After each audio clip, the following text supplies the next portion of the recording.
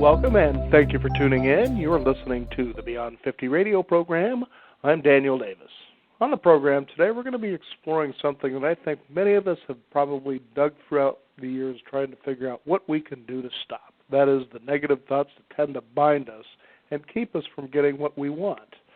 Many of us, when we were little kids, never even thought about having that negative thought. We just simply would know there was something we wanted to move toward, and just did it.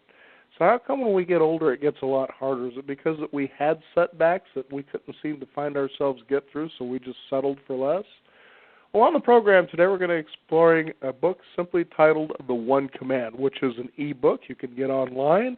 And I'd like to welcome our guest, Miss Asara Lovejoy. Asara, thank you for joining us here on the Beyond 50 radio program. Hi, Daniel. Thank you so much for inviting me. It's such a great opportunity to hang out with you and spend some time talking about some fun stuff. All right. Now, The One Command. What happened here that had you create this e-book? Actually, it's a physical book as well. Oh, it's also a physical book. Yeah. Okay. And you can find it at www.commandingwealth.com.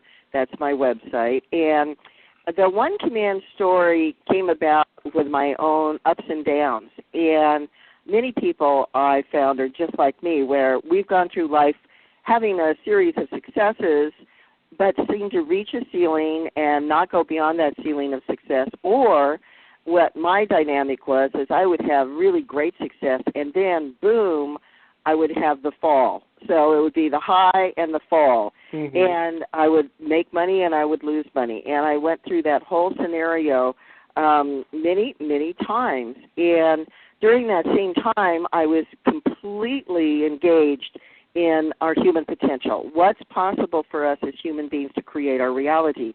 And I had studied with masters such as Jack Schwartz, who's no longer on the planet, but he had worked with Dr. Elmer Green on the Langley Porter Institute on mind-body studies, and they had done research with him by sophisticated stuff like sticking a knitting needle through his bicep while he was all hooked up to the meters, mm-hmm. and letting it bleed or not bleed. And so he talked about our ability to go into alpha, theta, delta brainwaves at will to make a shift and a change in our internal states of awareness.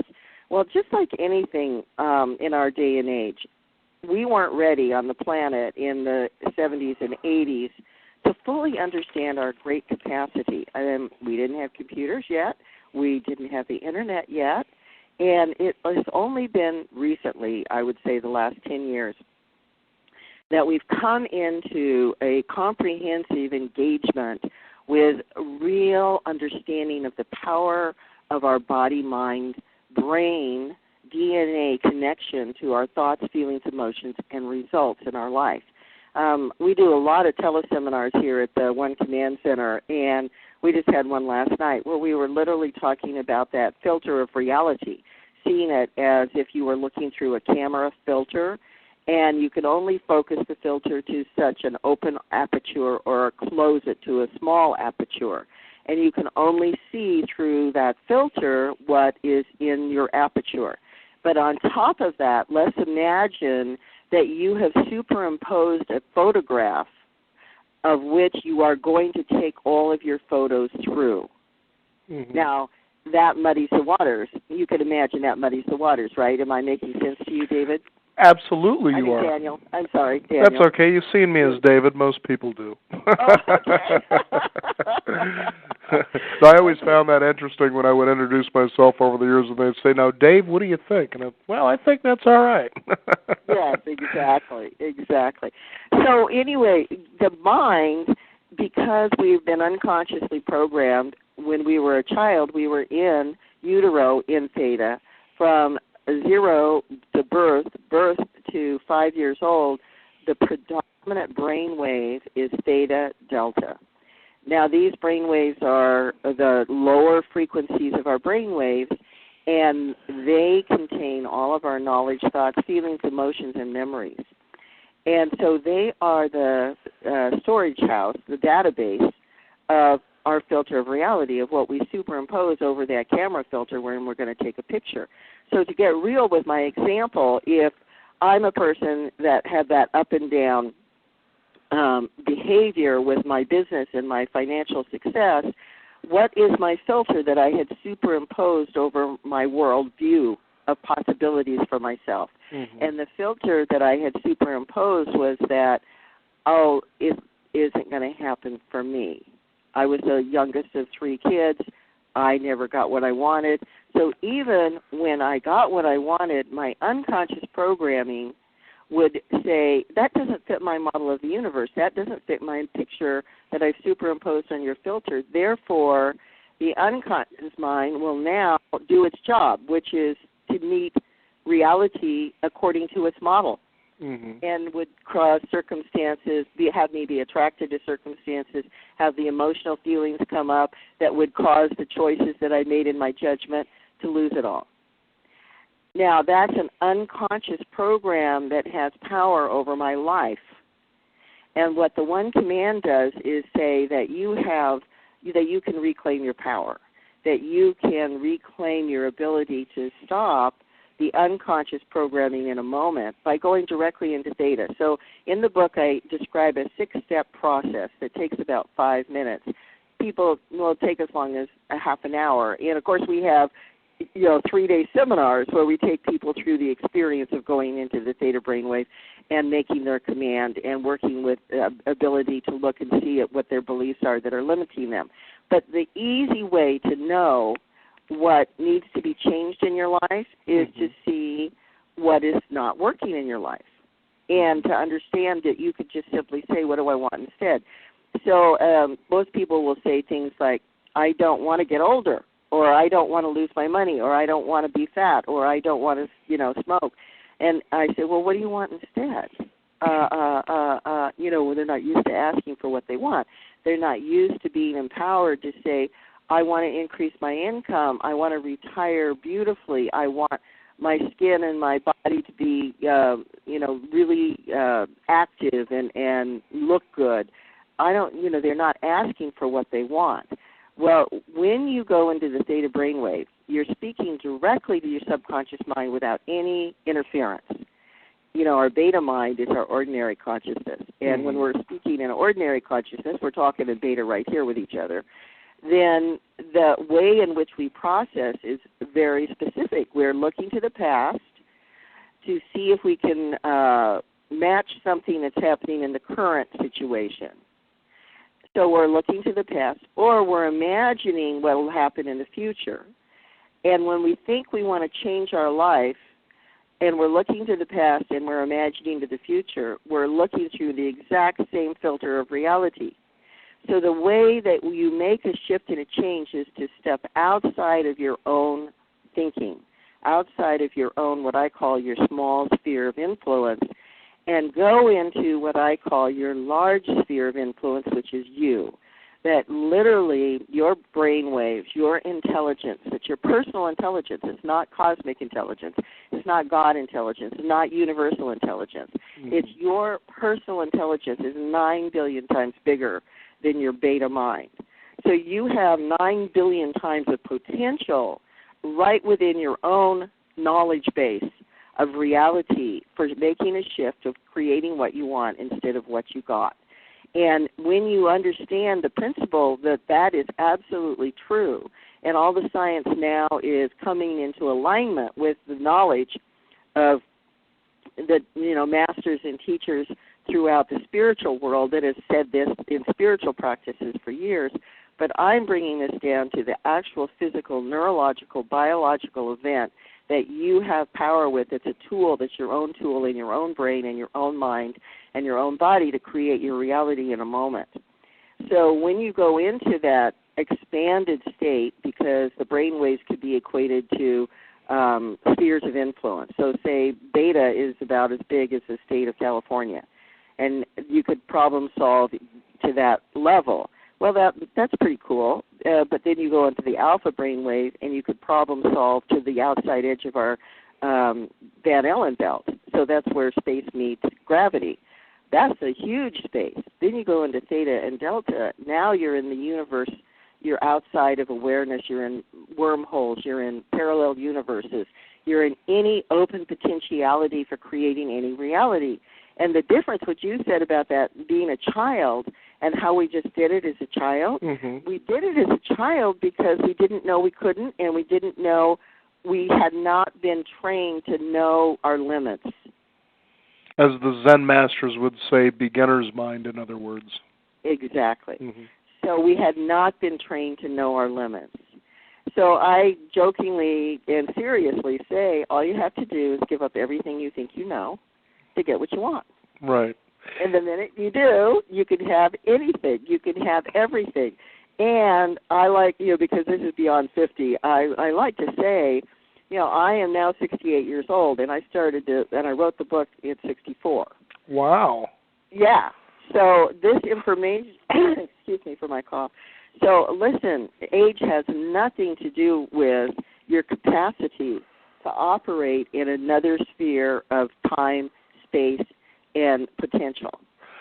Sarah, I'm so glad that you said what you said, and I want to hit right on that point right there. And I think this is one of those modalities of thinking that has caused a lot of suffering for people approaching midlife and moving beyond it. Now, not so long ago I was reading, about quantum physics, and it was suggested that we have been thinking in an old world paradigm, basically Sir Isaac Newton and the old mechanistic way of doing things. Now, when you take a look at the Industrial Revolution, okay, it's set up for the human potential to say, come and earn with us by manufacturing in these factories or working in these factories as managers or perhaps stores, whatever the case is, build for your retirement, and then retire. Basically, it's saying, your most productive years are your youthful ones. Now, in that reality, that's true simply from a physical point of view. You're young, so you've got a lot more stamina, strength, stick to, I don't know what you want to call it. But then you take a look, and then the message is said, but by the time you're reaching 50 and 60 years old, your most productive days are behind you. You're done. And if you haven't gotten to this level of comfort for your retirement, time's basically running out on you. Does that make sense? Well, I'll tell you the reason that is true is that, for example, the educational system that was originally started was not started to educate. It was started to educate factory workers. Well, yeah, and look at the systematic way they went about it. It was get yourself educated, go to college, get a career, have a family, save for retirement, and you're like, well, where's your life at? Yeah, so what I'm saying is when they started the educational system, they didn't care about educating.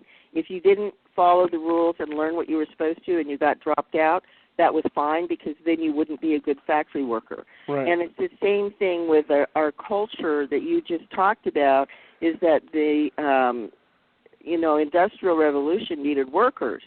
So that whole model is based on industry. Now, the thing that is the truth is that everybody's a good person that has followed that model. Everybody's been doing the right thing to be a good person. And, our whole country is based on time-honored beliefs and values of this work ethic and of making a contribution through labor and through management. And so, I celebrate each and every one of us that's engaged in that. And now, because of the dynamic of the change in our world economy, you are now in an opportunity of seeing a greater truth inside of yourself. Right. And a greater opportunity of creating reality, including your financial security. Because my Commanding Wealth we have a wonderful program called Commanding Cash and the Emotions of Money, and how you can get into a state of awareness of creating a flow of cash and income and presence of your relationship with money that is in the quantum field. Because every great creator operates outside of the beta mind. The beta mind is the systematic mind. The beta mind is the logical, here, wake up, go to work, come home. That's the logical mind. The creative mind, that is yours. It's yours. It's already in your brainwaves. It's yours to use. Nobody has said go in and use your theta mind as much as you use your beta mind. That's what my teaching is all about. Is like, let's use every aspect of our own biology that's here for us to engage in to make a change in our life. When you begin to operate in your theta mind, now you're operating outside of logic. You're operating into the quantum field of potential. Mm-hmm. And now you're in faith and trust because you have no idea of what it is that you can create for yourself. I didn't know, and of course at 50, I loved 50. 50s were great. And then when I hit 60, I had no idea that I was going to change and transform my life completely. Mm-hmm. Once again, And so, of course, our body is not, is flexible to take us on the journey, but our intention of consciousness only operates in the now. It has no past. It has no future. It has no age. It is an idea that emerges in a moment, and it emerges throughout your whole system of an aha, of a yes, I can. You don't have to even know how you could go about recreating or restoring your good. I mean, let's think of all the stories of the people out there who've lost their whole savings, their life savings in the retirement funds. Mm-hmm. Now, how can you restore that?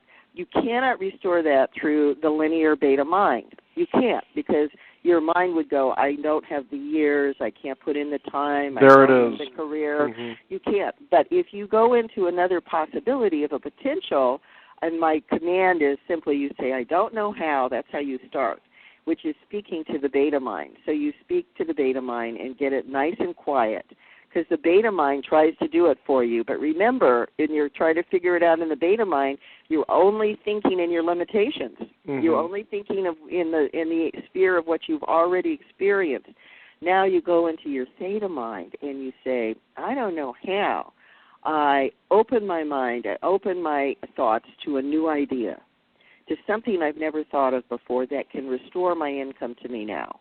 Okay, now I only know I do and I'm fulfilled. And now you're in theta and you've spoken directly to your subconscious mind. It's now written that on the hard drive as a rule. This command is now a rule, because all those filters of reality are our unconscious rules of reality that we only accept for ourselves, right? Mm-hmm. So now you have a new unconscious rule that you've created for yourself. And now your subconscious mind and your greater intelligence is all going to start working at the unconscious level to get that experience realized for you. Because this is how we do life anyway. We realize the experiences that we are continually processing in our filters of reality. So now we have a new filter of reality. I don't know how. I increase my income, restore my life savings, restore my retirement. I only know I do now and I'm fulfilled. You can say it verbally and you actually can feel the power of it, but when you go into the theta mind, then you literally are writing it right on your hard drive as a new core program, as a new rule. Now the rule is that this is possible. I don't know how it's possible, but I know it's possible. So now what I call is the musing stage goes on. Now that process of being open to a potential is just kind of hanging out with it. Mm-hmm. And now things begin to rearrange themselves in your life. For you, maybe you would get invited to be on, an NBC syndicated show. For somebody else, it might be... Well, no. Really, the reality is I would own NBC, and I would decide who creates those syndicated shows. There you go. Great. No, sorry, I want to touch on that really quick. It was really interesting as I was thinking about a time when I was taking a workshop, and it was through a process which was called Psych K, which I found some real fascinating things, which kind of derived from the book of Bruce Lipton's, The Biology of Belief. Yeah. And what was fascinating is that I was asked by the instructor, because it was a weekend course to teach us how we can do this on our own, to balance and to, insert beliefs and change beliefs and the like. And really fascinating stuff. But it got to a point where she was showing how I can set goals to where they were inside of you, and it got you excited. And one of the goals was to talk about, okay, what would you like to see in your income potential? And I started out and I said, well, I would like to see myself earning, I think it was right in the neighborhood of $10,000 a month in what I would call net revenue. In other words, that's the money I keep after everything's paid off. And as I was saying that, I all of a sudden caught myself, and I said, really inside of me, this is what I said, this is BS. I said, I demand $100,000 a month in revenue. Because I couldn't believe that I was limiting myself to $10,000, which is real. That's very achievable. But I thought, there are a lot of people out there. In fact, I just read online yesterday, excuse me, there was a magazine my wife brought home from National Geographic, and it says in there, and this is no kidding, there are 10 million millionaires alive today. And I figured, well, if they're all working, $100,000, a month, then I should be able to do that too. So what do I do to click in that direction? And you're asking me now how to click into that direction? Absolutely. Oh, great. Okay. Well, I don't know I guess I did send you the ebook. So, first of all, on commandingwealth.com, we have about over hundreds of hours of free archives. So if you want to be taken through the 6-step process and learn much, much more about how this works, come visit the website, www.commandingwealth.com. And the thing that you do, what we say is meet yourself in the moment. So you would meet yourself with, this is what I want to create. And so the first command would be, I don't know how, I now am engaged, I now receive, I now have $100,000 a month income, and I am fulfilled. That's the blessing. And then you expand, and then you receive. Mm-hmm. There's 6 steps. So I'm not going to take you through all 6 steps because of our time limits. Mm-hmm. But when you start that now and you're in theta and you do it, then what happens is everything that's not in agreement with that is going to come up to the surface. Right. So then you meet yourself in the moment with the next thought. Oh, this is bullshit. Excuse me, that's what you said. I can't do this. I can't do this. This is all mucky muck. So then you say, I don't know how this works. I only know I trust that this works, and I am engaged in creating $100,000 a month income for myself, and I am fulfilled. So then you now are open to musing about open potential ideas of ways in which you could create that. But you meet yourself. I mean, I commanded every day, maybe for an hour every day for a year, to really work on resetting my unconscious platform of reality. Mm-hmm. And the more that you clear the old beliefs, the way this works is literally you're disengaging. I mean, this is based on Bruce Lipton's material and information about recreating new blueprints for your DNA, which, again, we don't have time to go into. But right. Literally, you're disengaging your synaptic processors from the old negative limiting thoughts when you make a command. So you're doing 2 things. You're disengaging the limiting thought. You're creating a pause and an open potential, and you are creating a new synaptic processor to engage the new thought. Mm-hmm. Now, most people say you learn by experience. So this is completely new, that you're learning by command, that literally you don't have to have experience to know an idea. You simply have to command that you know the idea in advance of the experience of the idea. Fascinating. Yeah. Now literally you're now going back to what the Psyche person said. You are literally creating the blueprint of $100,000 a month income in your DNA, in your emotional body, and it's something you don't know. You're not familiar with yet. So you keep commanding that you get familiar with it, and then things will happen naturally and easily where you all of a sudden find people that are making $100,000 a month income showing up in your life. You'll be invited to speak somewhere. You'll be all of a sudden somebody will come up with a syndicated idea that's worth $1 million a month. Mm-hmm. You are now open to a potential that is just as real in your filter of reality as the filters that say you can't. This new filter now is in your eye, in your camera filter of you having $100,000 a month income. And the logical mind wants to argue with you. The mm-hmm. logical mind wants to tell you all the reasons why that's not possible. But in time-space creation of matter from the unmanifest to the manifest, every thought, feeling, and idea of what we realize in our world is created in this manner. Mm-hmm. So why not use a tool why not go for it? Why not practice it? Why not go ahead and change your life in a new direction and see what happens? Got nothing to lose and everything to gain.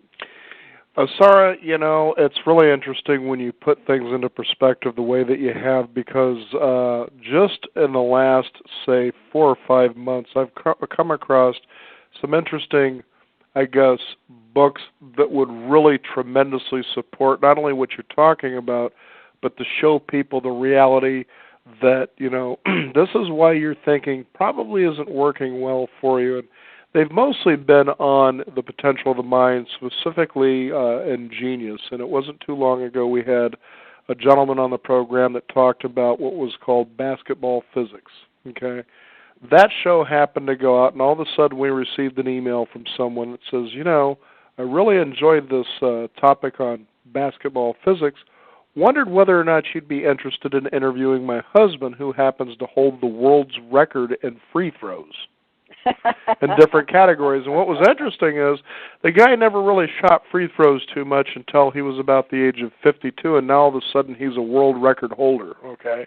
Yeah. Now, he went on to talk about a book, and very briefly, but I caught this in his notes, and I actually had a co-host who was bent on talking about, so what do you think about, LeBron James and his ability to free throw? And, he was focused on the basketball, and I'm thinking, well, first of all, this show is about the dynamics of that, and maybe some people love basketball, and maybe some people don't care, but I tried to find things that really appeal to everybody as they listen. Anyway, one of the subnotes talked about a book that he had read called The Talent Code, and how genius is born, or isn't born, it's created. So in a lot of self-help books, you tend to hear a lot of quotes or read a lot of quotes from people such as Thomas Edison and Einstein, and you know what I'm talking about.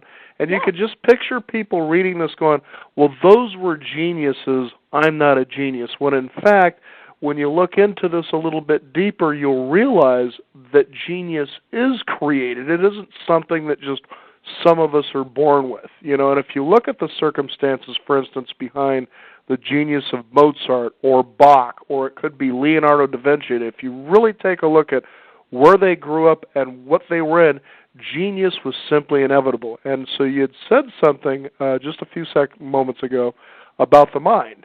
And that is, this was something I ran across probably about a few weeks ago as I was reading. And it's interesting how these things are surfacing as I kind of engage in sort of what you're talking about, but not completely yet. And I'm excited to do this because what you're saying really is true. So these realities started coming up to support the fact, yes, you can change, and this will happen. It's happening right now. But here's how the mind works. The mind, according to what I read, and this was just a few weeks ago in some book somewhere, I can't remember where it was, loves repetition and to stay things as status quo because it expends the least amount of energy. Okay? But here's the paradox. The mind, at the same time, craves, loves, and demands new challenges. Yeah. And I found that to be fascinating, that's why people don't change, because change is uncomfortable. But really, it isn't that. It's the mind saying, okay, look, I'm following a whole lot of body systems here. I'm taking care of business. I'd rather just sit in the armchair, with a beer in front of the television and relax. But now you're thinking you want to change to do this, so it will resist that, when in fact, that's exactly what it really wants, is new things to do. Yeah, of course, now, you see, you're still talking about traditional science. Okay. Let's go into the quantum field with that thought. I knew you were going to beat me over the head with my mind, so go for it. No, that's good. That's really great. I mean, it's wonderful because Dr. Joe Dispenza says that you practice a habit, you have a thought, you practice a habit, with a brain that fires together, wires together. So then you have created a whole synaptic wiring of an emotion associated with an activity, and now the body has become addicted to that association with the chemicals you fire. So now your body, it's a little bit different than saying your mind likes to be in a regular pattern. Literally, your body has become addicted to the pattern. Mm-hmm. So what's really wonderful about going into the theta mind to make change, and through the one command technique, is that when you are in theta, you are releasing that synaptic programming. You don't even have to understand how you set it up. You don't have to go in and do, past life regression to know what past life or this present life created the condition. You have to simply say, I want something more. I want to have another option. And it's not to say that it isn't uncomfortable. It is. It's not, just smooth sailing the whole way. But it's uncomfortable in that you are opening to new ideas that are stimulating the mind. It's not like you have to go learn Italian to stimulate the mind. It's like you now are, how people say that we're only using 15% of our mind and our brain. Has it increased to 15% from 5 to 10? Yeah, and I know that, 5 to 10 to 15. And I know as a kid when I heard that in science class, I was like, well, what about the other 85%? How come nobody's focused on that, right? And so now this is what the time and age that we're in right now is about, the other 85%. That if you start focusing on not your logical way to resolve your problem situations, or your lack of income or your illness or health, any of those situations can be created in another atmosphere of your own intelligence. And so it's tapping into that portion of your intelligence on a conscious basis. And nobody said that you can do this before. They've all said that it's impossible. But it's very possible to consciously be awake, commanding in theta to reprogram yourself for what you want. And there's a lot I talk about in terms of how you know what you want. One of the things I say is, do you have a hope, wish, dream, or desire? You have an impulse of something you wish to create? Then that means that you already know it. If you have a hope, wish, dream, or desire of a better life, of better health, of more income, of a more loving relationship, that means you already have it within you. Because let me just propose this to you, Daniel. Think of something you don't know what you want to think about. Right? Right. It's an impossible koan. All right? You cannot think about something you do not know how to think about. All right, so if you're thinking about something, that means that your intelligence already understands it. Okay. And the only thing in the way is your programming that prohibits you from having it. Nothing outside of you is prohibiting you from anything. If you think that outside circumstances, the downward economy, the past history of your dysfunctional family is the reason that you are where you are, or you have a whole story about how it's not working because of, the minute you add the because of, now you're trying to give yourself comfort by creating a reason you're having an experience. So take the because of out and just be in the experience and say, do I want to keep this experience or do I want to change this experience? Do I want to stay in an argument with my family or do I want to create a loving family? Well, sorry, I can't create a loving family. Nobody in my family loves me. I'm just using this as an example, right? Right. And I will say, yes, you can, because it only takes one person to create the relationship of a loving family, and that's you inside of you. And all you have to do is give up everything you think you know and go into, I don't know how, I am loving my family. I am in a loving family in me. I am a loving family. And when you start firing your brain to look for what loving family is in you, you can actually feel kind of a discomfort in your body saying, whoa, wait a minute. Will I be safe if I'm in a loving family? I thought I had to fight and argue to be safe. Self-sabotage at its best. Yeah, and so you say to that part of your intelligence, thank you, sweetheart, for doing that job of fighting for all those years so well and being judgmental and angry and toxic. Thank you for doing that. I really appreciate you. But now we're going to do it differently. Let's make life be the next great adventure. I say the one command is living the next great adventure of your life, learning the power of who you truly are and engaging in, consciously being awake, creating your reality. That is so much more fun than sitting around talking about the downward economy. Right. Because the truth is, there are a lot of people that are making a lot of money even in the bad economy, and the fact is, perhaps you should turn off the news and disengage from reading what all these people are writing about how this economy is doing this, and finding out ways how you can do something much, much different. Exactly. There's all these open universes. And when there's destruction, as there is, our whole worldview of that model that you talked about as the reason why we're engaged in life is gone. That model has been destroyed. And so notice that model has been destroyed. And then if you were a frontiers person, if you come back into that feeling of the American spirit of the Wild West, where you go launch out in new frontiers of areas of your life you've never been explored before, now you have the tools right within you of your own brain and biology to set new experiences up for yourself to get the results that you're after. I think that's an adventure worth taking. Mm-hmm. Well, that's true, and I remember when I was a kid, I like to say kid, is that I was interesting when I would think a thought, and then all of a sudden, serendipitously, it would become real. And it was quite fascinating how that kept happening, and I was, okay, now this is kind of neat, and so I'd try to describe it, like, for instance, one time to my brother, and he's sarcastically, well, if that's possible, then why don't you just will this to happen right now? And I said, no, it doesn't work quite that way. Sometimes it works that fast or even faster, but for the most part, no, this is how it is, and I was just trying to understand what is this. And many of us through our lives have those wonderful opportunities of serendipity where it just seems like nothing can't go wrong. I mean, we're just moving in that direction, and just everything seems to work. All the serendipity is just continuous. So to me, that's sort of the, God saying, look, that's exactly where I've wanted you to be at play, with the special gifts that you have and the special reason that you're there. Then you get bumped off track like you described in the beginning of the show, and I could so totally relate to what you're talking about. There was that time that I built $1,700, $1,800 worth of savings, which was the most money at the time in my entire life that I had ever saved. Then the next week I lose my job.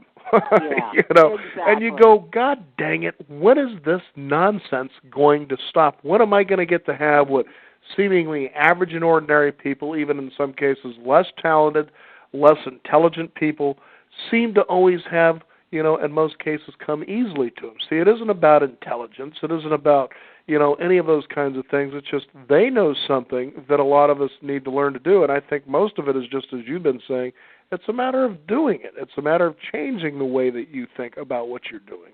Quite interesting stuff. Yeah, definitely.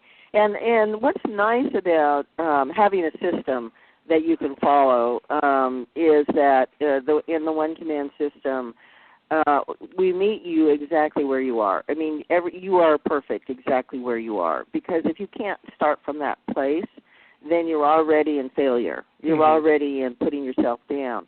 So it's like, hey, the past is the past, and you've lived it up into this very moment, and now you're in the present of this moment, and you can choose. You can choose a new moment. And so now you empower yourself, and then you go back into your old patterning. Just be perfect with yourself. Okay, I'm in my old patterning. Oh, now I can choose a new moment. What do I wish to focus on? What do I wish to create? What do I wish to have be in my life that I've always said I wanted? And how would I go about doing that? I command that it's there in me now, that I start focusing on it. So basically you start reorganizing your internal body structure, your neurology, and your emotional structure to be in agreement with the reality that you're looking to create. And it shows up. It shows up. I mean, I've built the One Command business from down and out to almost losing my house, going through bankruptcy, to generating over $1.5 million in revenue from the product and the services and the training and the teaching at 64. See, that's what I'm talking about, and that's part of what our program really wants the listeners to understand is that this is a time that people feel that sense that, oh, wow, time is running out, and man, I've ran out of opportunities, and the truth is we bring stories like crazy of people that say, that old way of thinking no longer works, that your life will change on a dime, but you have to make that decision that can happen. And that not only that it can happen for you, but it must happen. Yes, that you're in that excitement of creating adventure. And, the sense of regret and loss over the past keeps you trapped. You know, that sense of loss and regret over money that you didn't get to keep, or, you know, activities that you engaged in that got bad results, or, you know, you just had it taken away from you. I mean, those are moments that are terrible. You know, they're really hard on the emotional body, they're hard on the physical body, they're hard on the nervous system. And if you continue to process them, the only reason that you ever continue to process those kinds of experiences is because you're trying to make sense of it in the logical mind. Mm-hmm. And you can't. There's no logical reason for you to have gone through that. There's no, you know, you can start creating story after story after story and blame and judgment, but that only keeps you frozen in the dysfunction and frozen in the broken state. So if you want to go forward, if you are sincere about wanting to have a brighter, bigger, fuller, more fulfilling life, you have tools at your fingertips right now in this day and age that nobody's ever had before. Mm-hmm. I mean, the One Command is simply one of, you know, many different systems out there that you can engage in. You know, you talked about Psyche, EFT, neuro-linguistic programming. There's so many mind-body systems out there that are in cooperation with the way we operate as human beings, and it's like going back to school and learning new skills. Exactly. Going back to school and saying, okay, if the mind wants to be engaged, and that creates a greater intelligence in me, what am I going to focus on to create the best result? And rather than the doing state, which is what most people are geared for, of, okay, then I'm going to just work harder and do more, mm-hmm. rather than the doing state, we're talking about coming into the active creation of the being state. Come into being in your intelligence, setting up the paradigm and the blueprint internally within you of a new result for yourself, something that you want that you have never experienced, that you don't think you can have. Erase the fear and concern that it's limited and it's not yours, and engage the potential that it is yours, that you can have it, that you are determined to have it, and you don't even know how. You don't have to know how. As a matter of fact, if you know how, you will only set it up in the limits that you've had in the past. In my book, The One Command, I tell the story of the rag merchant, and he loses his donkey. His donkey dies, and he can't pull his rag cart around. And he goes, I'm going to not be able to feed my family. I can't take my rag cart around. And he sees an old broken-down horse at the end of the cobblestone road in a corral. And he says, oh, God, angels, please just let me get that horse. If I could just have that horse to pull my cart, I'll be so happy. I'll be so lucky. I'll be so satisfied. And the two angels are looking down, and they say, you know, that's what Arnold asked for, was the horse down at the end of the street. I don't know what we're going to do with these two thoroughbreds. But, you know, there's so much truth to that, you know, that, for instance, when it comes to spirituality and money, people say, well, no, I need to be broke to be spiritual. And then you hear Deepak Chopra say something like, well, you can have God and a Mercedes, too. As a matter of fact, God wants us all to be wealthy just because that allows us the opportunity to help others to do the same. Isn't that what it's all about, really? Yes, exactly. Oh, definitely. If you, as you succeed, you change the world, because the thought, you become that light, as Marianne Williamson would say. In fact, I made her quote that when she was on our program. Yes, and she found that funny because she says that was actually, to me, an obscure quote that I brought from somebody else, and she actually gave the name, which I don't remember. But all of a sudden, it was because it was probably that right quote at the right time. She says, all of a sudden, I was the one attributed to it. You know, she says, I just didn't understand that one, but I said, okay. Yeah, totally. Yes, exactly. It must be very exciting for you to have created something like this, and you said it was the age of 64, 66, right around there, right? Yeah, 64 is when was when the book came out and got published, and it's been a self-published book. I'm excited. I just got picked up by Penguin, and they're going to publish it through the Penguin Berkeley Publishing House in 2012. So. And had you ever thought that you would see this kind of thing happen in your life? Well, actually, when I was a child, I said, someday I'm going to write a book. Someday, okay. I just didn't know. I'm one of the typical baby boomers, right? I am a late bloomer. I had no idea I was going to have to wait so long before I realized that potential. But it is exciting. It's truly rewarding. And, Daniel, I am active every day. I talk to clients around the world. I do coaching, my One Command Success coaching.